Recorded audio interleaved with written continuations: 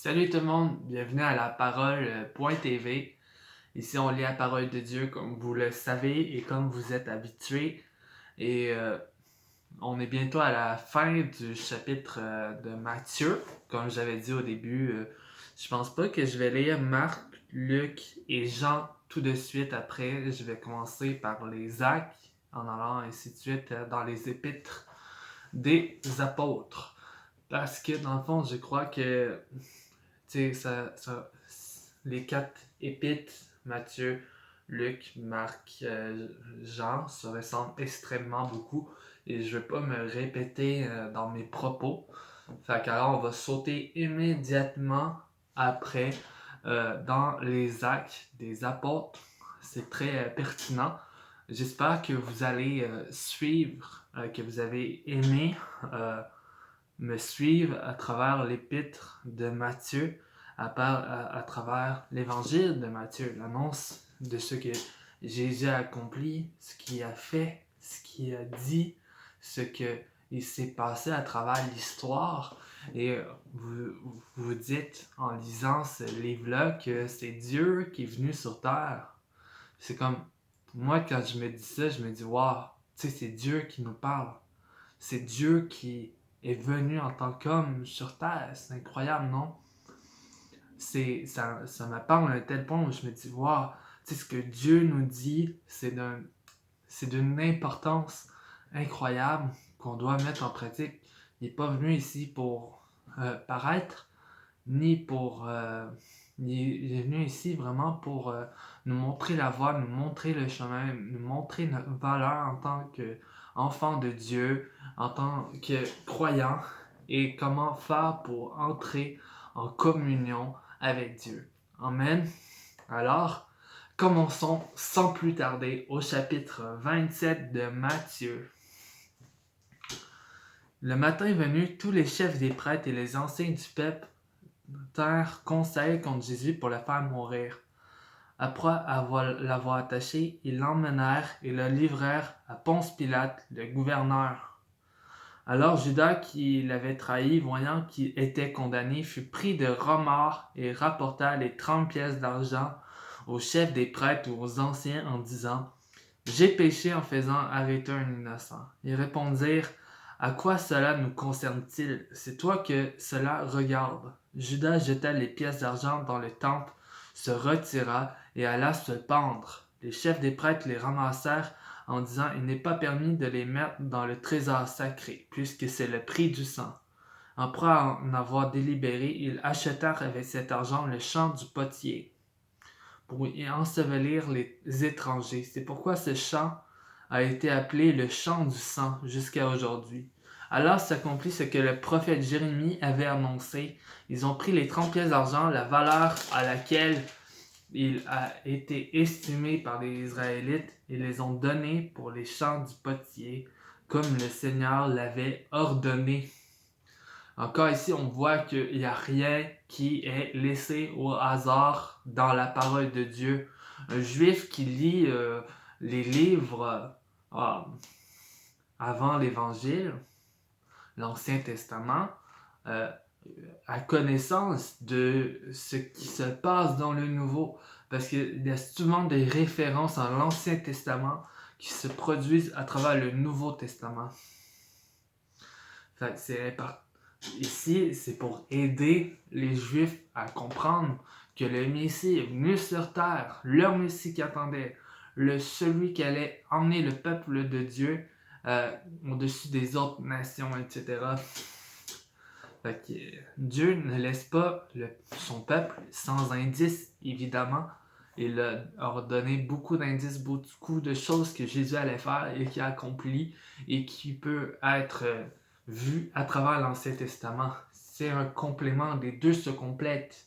On voit les promesses, on voit la réconciliation entre l'homme et Dieu ensemble.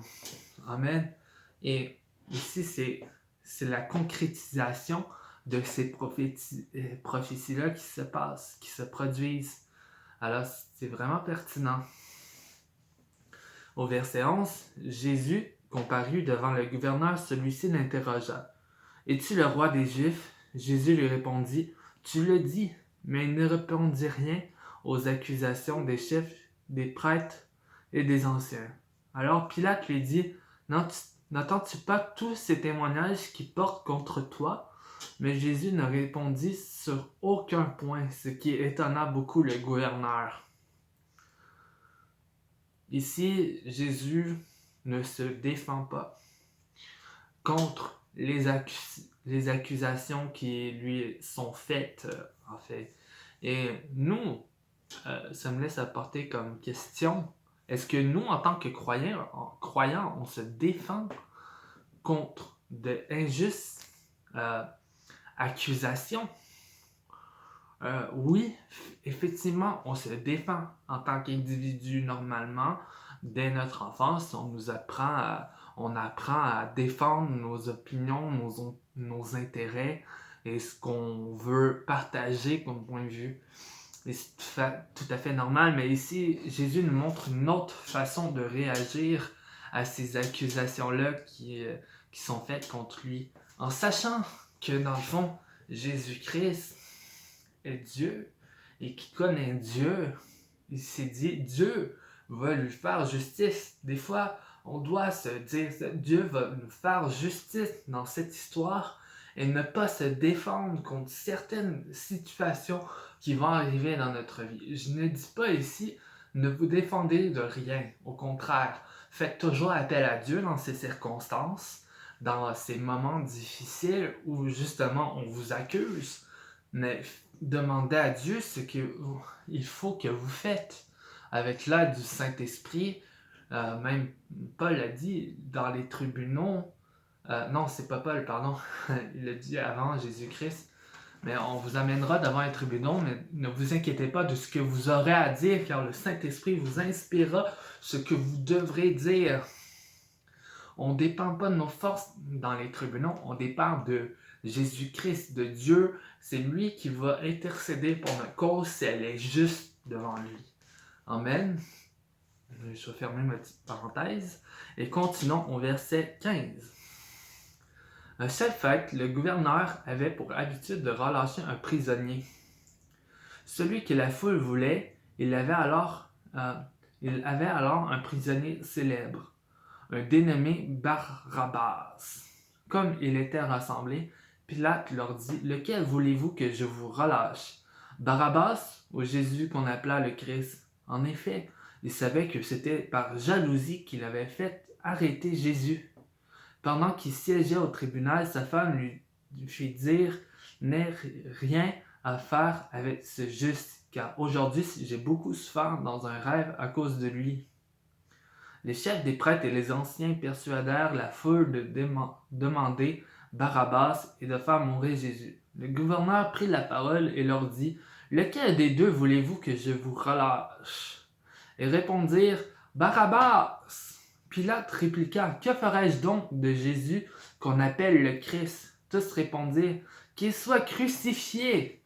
« Mais quel mal a-t-il fait ?» dit le gouverneur. Et crièrent encore plus fort qu'il soit crucifié. Voyant qu'il ne gagnait rien dans une tumulte, le tumulte augmentait. Pilate prit de l'eau, se lava les mains en présence de la foule et dit « Je suis innocent du sang de ce juste. C'est vous que cela regarde. » Et tout le peuple répondit que son sang retombe sur nous et sur nos enfants. Alors Pilate le relâcha Barabbas, et après avoir fait fouetter Jésus, il le livra à la crucifixion. Ah là là là là. Qu'est-ce qui se passe ici? Un élément de foule. Tu sais, quand on est facilement, en tant qu'humain, manipulable par la foule, par un ensemble de gens qui ont une opinion contraire, qui ont une façon de faire contraire à la nôtre. On va s'adapter, on va se faufiler à travers ces gens-là, se mettre avec eux, même si notre opinion n'est pas correcte, afin de ne pas être rejet ou de ne pas se sentir à part. Tu sais, quand les effets de groupe, c'est... Tu sais, il y a des sectes, il y a des églises qui vont dans des doctrines carrément qui vont en contradiction avec la parole de Dieu. Mais l'effet de ce groupe-là va atténuer le sens critique de cet individu-là, qui il va être manipulé par ses émotions, il va être manipulé par un ensemble d'individus, fait qu'il va avoir une pression sociale sur lui pour que, justement, il agisse ainsi avec ces gens-là. Fait que ça atténue notre sens moral et éthique des circonstances qui arrivent, même si c'est injuste. Si on voit quelque chose d'injuste, si vous contestez cette injustice-là dans certains milieux, mais ils vont vous reprocher et vous aurez certainement tort parce que beaucoup de gens ont décidé de suivre l'autorité morale, le grand leader de cette assemblée, ce qui selon moi est dépourvu de bon sens et de jugement. C'est quelqu'un qui n'a pas de sagesse, qui décide, malgré le groupe, de rester d'aller d'une autre position. Au pire, votant pour dire que tu n'es pas d'accord avec ces positions-là, c'est tout à fait normal. Il ne faut pas avoir peur d'exprimer nos positions puis dire « Wow, c'est pas en accord avec la parole de Dieu, je suis pas d'accord, voici pourquoi. » Puis si les personnes se disent « Non, c'est pas à toi de choisir, c'est pas toi le loin de Dieu, etc. » Mais je vous dis de partir de ce lieu-là, de ce secte-là, et de ces gens-là qui ne font pas appel au bon sens, au sens de la sagesse de Dieu. Amen. Au verset 27, les soldats du gouverneur conduisirent Jésus dans le prétoire et rassemblèrent toute la troupe autour de lui. Ils lui enlevèrent les vêtements et lui mirent un manteau écarlate. Et tressèrent une couronne d'épines qui posèrent sur sa tête et lui mirent un roseau dans la main droite. Puis il s'agenouilla devant lui et se moqua de lui en disant « Salut, roi des Juifs !» Il cracha sur lui, prenant le roseau et le frappa sur la tête. Après s'être ainsi moqué de lui, ils lui enlevèrent le manteau, lui remirent ses vêtements et l'emmenèrent pour le crucifier. Quelle scène remplie de tristesse ici. Le monde, c'est la réaction du monde face à Jésus-Christ. Des païens, des gens qui ne croient pas en Dieu, qui n'ont pas de culture par rapport à lui, vont juste se moquer de lui sans savoir qui il est réellement. S'il avait eu la connaissance de qui il était, un respect, jamais il aurait fait ça, non? C'est à nous d'éduquer les gens autour de nous sur qui est Dieu, ce que Dieu est, c'est Jésus-Christ. Et c'était quoi son but ici sur terre? Au verset 32, lorsqu'ils sortirent, rencontrèrent un homme de Cyrène appelé Simon et le força à porter la croix de Jésus. Arrivant à un endroit appelé Golgotha, ce qui signifie lieu du crâne, il lui donna à boire du vinaigre mêlé de fiel, mais quand il l'eut goûté, il ne voulut pas en boire. Au verset 35, Jésus est crucifié. Ils le crucifièrent, puis ils se partagèrent ses vêtements en tirant au sort, afin que s'accomplisse ce que le prophète avait annoncé. Ils se sont partagés mes vêtements, ils ont tiré au sort mon habit.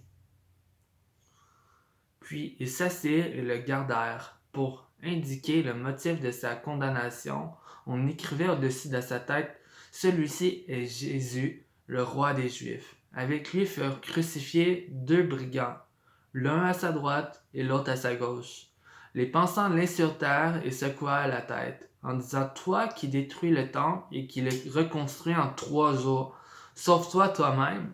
Si tu es le Fils de Dieu, descends de la croix. » Les chefs des prêtres avec les spécialistes de la loi et les anciens se moquaient aussi de lui en disant « Il en a sauvé d'autres, il ne peut même pas se sauver lui-même. Si elle est roi d'Israël, qu'il descende maintenant de la croix, nous croirons à lui. Il s'est confié en Dieu, que Dieu le délivre maintenant s'il l'aime.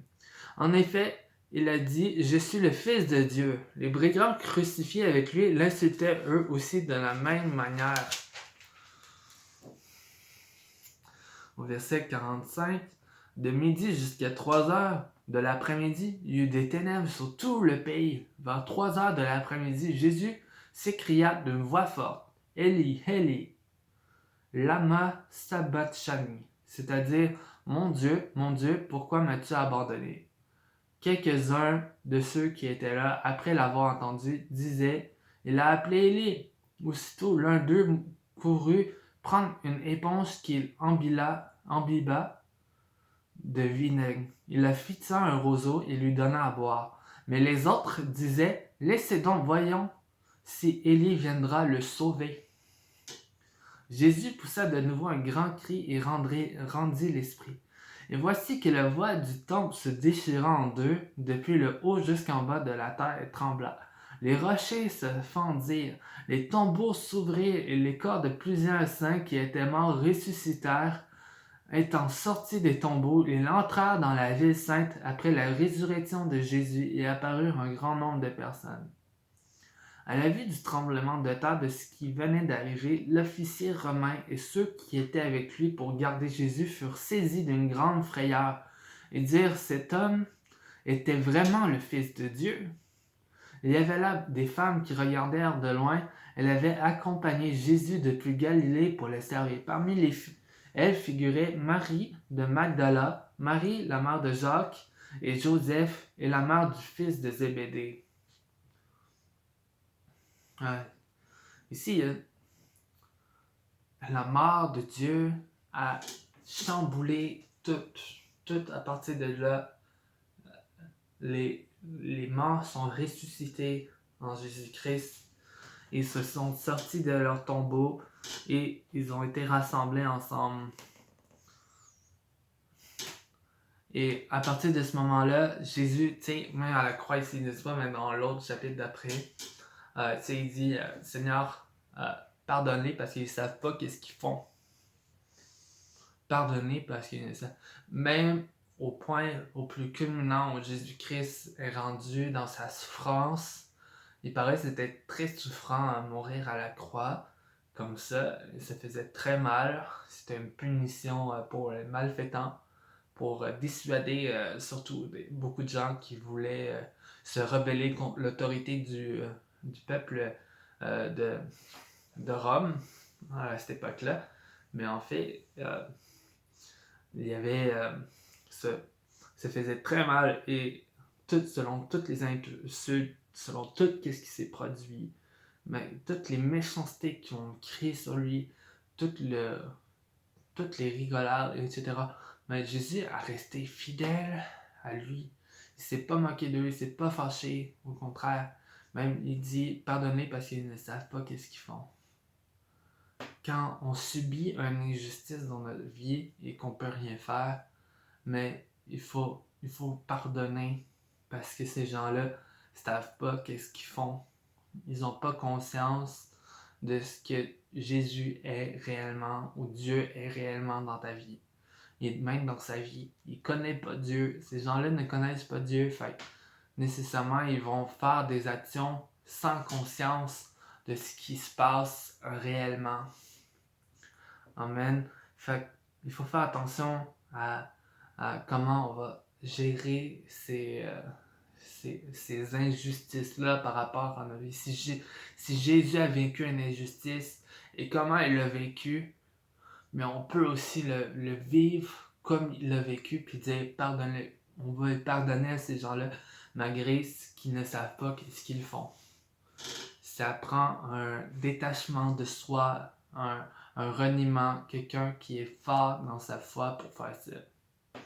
C'est vrai, si t'es charnel, si t'es quelqu'un de très terre à terre, mais tu vas t'insurger, tu vas pas vouloir pardonner.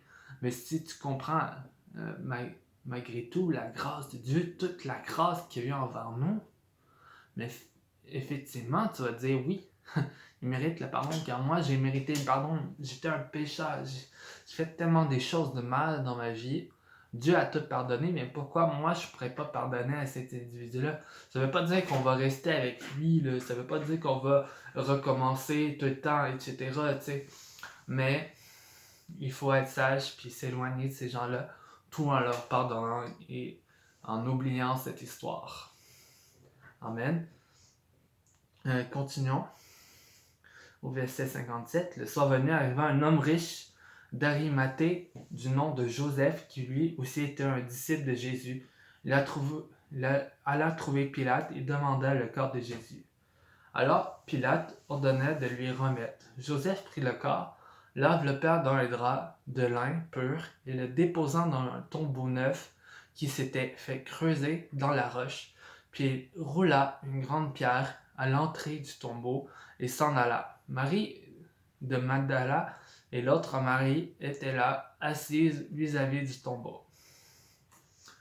Le lendemain, qui était le jour après la préparation du sabbat, les chefs des prêtres et les pharisiens allèrent ensemble chez Pilate et dirent: Seigneur, nous nous souvenons que cet imposteur a dit, quand il vivait encore, après 3 jours je ressusciterai. Ordonne donc que le tombeau soit gardé jusqu'au 3e jour, afin que ses disciples ne viennent pas voler le corps et dire au peuple: il est ressuscité. Cette dernière imposture serait pire que la première.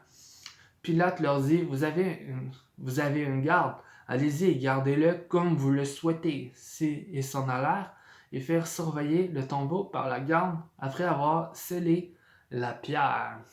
Là, le suspense va continuer au chapitre 28. Je vais le faire tout de suite, immédiatement après cette vidéo. Fait que on va avoir les 2 chapitres qui vont sortir un après l'autre, mais c'est juste pour